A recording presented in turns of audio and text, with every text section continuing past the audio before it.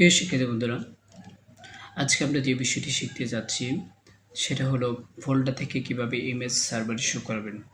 এটি একটি গুরুত্বপূর্ণ পার্ট, কারণ হলো আপনি একটি ফোল্ডার থেকে কিভাবে একটি ইমেজ নিয়ে আসতে পারেন সেই বিষয়টা হয়তো অনেকেই আমরা দেখাইনি অথবা জানেন না। যারা বিগিনার লেভেলে এই বিষয়টা খুবই কঠিন হয়ে যায় যে ফোল্ডার থেকে কিভাবে আপনি একটি ইমেজ শো করাতে পারেন। তো পরবর্তী যে ইন্টারেস্টিং ভিডিওগুলো হতে যাচ্ছে সেটা হলো আপনি কিভাবে একটি অডিও আনতে পারেন, কিভাবে একটি ভিডিও আনতে পারেন, কিভাবে প্লাস দিতে পারেন। তো এই বিষয়গুলো নিয়ে আমি সামনে যে ভিডিওগুলো আছে আলোচনা করব। তো চলুন বন্ধুরা, ভিডিওটি বেশি লং করব না, কম সময়ের মধ্যে আমরা শেষ করব। আমি আশা করি আপনারা আমার ভিডিওগুলো দেখছেন এবং আমার যে ইউটিউব চ্যানেলে আছে প্রতিনিয়তই আপনারা চোখ রাখছেন সেই নেক্সট যে ভিডিওগুলো আছে দেখার জন্য। আশা করি আমি কিছু একটা আপনাকে দিতে পারবো। অবশ্যই আপনি আশাবাদী যে আমার থেকে কিছু একটা নিতে পারবেন।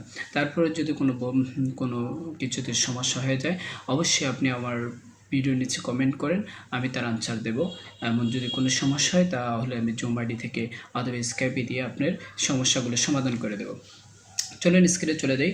আমরা দেখতে পাচ্ছি যে আসলে আমরা এই কাজগুলো গত ক্লাসগুলোতে আমরা করেছিলাম, কিভাবে ইমেজ আনতে হয়, কিভাবে এই যে কোনটা লিঙ্ক করা হয়, কিভাবে লিঙ্ক করেছেন, কিভাবে অ্যাডভান্স লেভেলে টেবিল ক্রিয়েট করা যায়, এগুলো আমরা গত ক্লাসগুলোতে দেখেছি। আজকে দেখাবো যে ফোল্ডার থেকে কিভাবে এই যে ইমেজটা আমরা কিভাবে এনেছিলাম একটু দেখাই যে আমাদের ইমেজটা ছিল এইভাবেই পরবর্তী ক্লাসগুলোতে। আজকে শিখবো যে ফোল্ডার থেকে কিভাবে আপনি ইমেজ সার্ভারে শো করতে পারেন। তো চলুন বন্ধুরা, তার জন্য আমরা একটি ফোল্ডার বানিয়ে নিই। ফোল্ডারের নাম দিলাম যে ইমেজ দেওয়ার পরে এখন আমরা যদি এই ইমেজটা এখানে নিয়ে গেলাম, তো সবচেয়ে আগে যেটা করি আমরা আগে এই যে কোডিং লেটারটা আমরা এটা ওপেন করে নিই। আমাদের কোডগুলো যে কোথায় আছে এটি আমরা দেখার প্রয়োজন। তো ওপেন করার পরে এখানে আমাদের ইমেজ ট্যাগটা এখানে আছে। এই যে এটা হলো যে আমাদের লিঙ্ক ট্যাগটা, এটা হলো ইমেজ ট্যাগ। তো ইমেজ ট্যাগের মধ্যে অল্টার হলো কোনো একটা নাম শো করবে, আমরা দিয়ে দিচ্ছি এখানে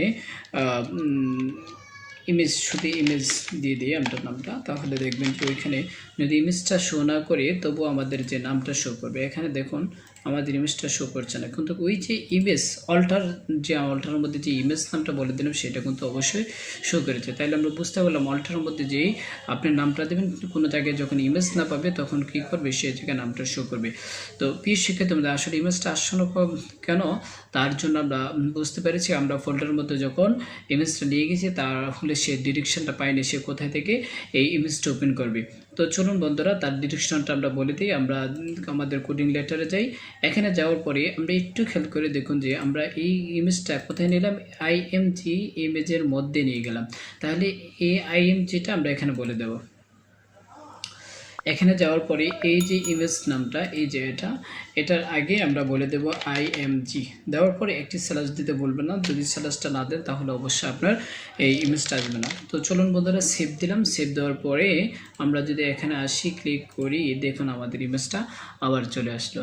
প্রিয় শিক্ষার্থী বন্ধুরা, আজকে আমরা দেখলাম যে ফোল্ডার থেকে কিভাবে ইমেজ আনতে পারেন। নেক্সট ক্লাসগুলো আমরা দেখাবো যে একটি স্কোয়ার কিভাবে দিবেন, একটি যখন আমরা লগের অঙ্ক করি 20 দিই সেটা কিভাবে দেন, সেই বিষয় নিয়ে আমরা সামনের ভিডিওগুলোতে আলোচনা করব। তো সেই পর্যন্ত অপেক্ষা করুন। Thank you so much for watching my video. Thank you so much.